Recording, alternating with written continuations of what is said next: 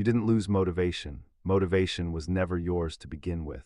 Every single person watching this right now has felt it, that electric surge of energy on day one.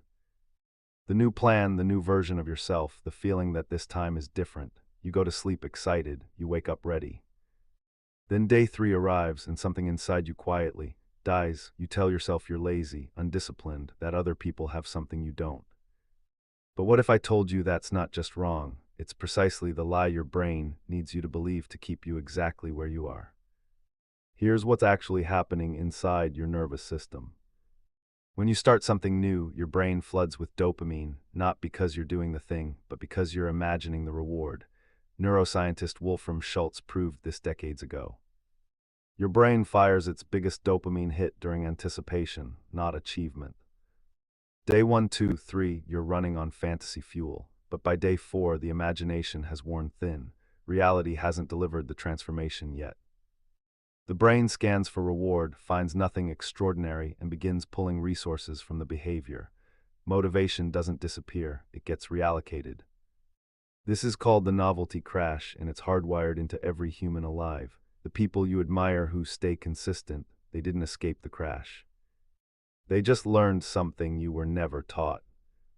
Here's where it gets uncomfortable. You've been trying to sustain motivation, but motivation was never designed to be sustained. It was designed to launch you like a rocket booster that falls away once you're in orbit. The real mechanism behind long-term behavior isn't motivation at all. It's identity architecture. Roy Baumeister's research on willpower shows that people who appear disciplined don't use more willpower. They construct environments and self-narratives where the behavior feels automatic. They stopped being someone who tries to work out and became someone who is a person who works out. The behavior is no longer driven by feeling. It's driven by self-concept. And here's the twist inside the twist. Every time you quit on day 3 and tell yourself you failed, you're not just losing a habit, you're writing a story about who you are. Your brain is logging the pattern. Quit 3 times and your nervous system starts treating the 3-day drop-off as the expected outcome. You've accidentally trained yourself to fail on schedule. So what do you actually do? First, expect the crash.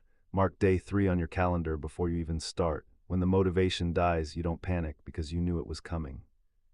That single shift in expectation removes 80% of the psychological threat. Second, shrink the behavior to something so small it bypasses resistance entirely. Not I'll go to the gym, just I'll put on my shoes. Identity is built from micro-evidence. Give your brain small wins to log. Third, change the question. Stop asking, do I feel motivated today? Start asking, who am I becoming? Feeling is weather. Identity is climate. The 3-day wall isn't a personal flaw. It's a biological checkpoint, and now that you can see it, you can walk straight through it. Most people will watch this, feel inspired for 3 days and stop.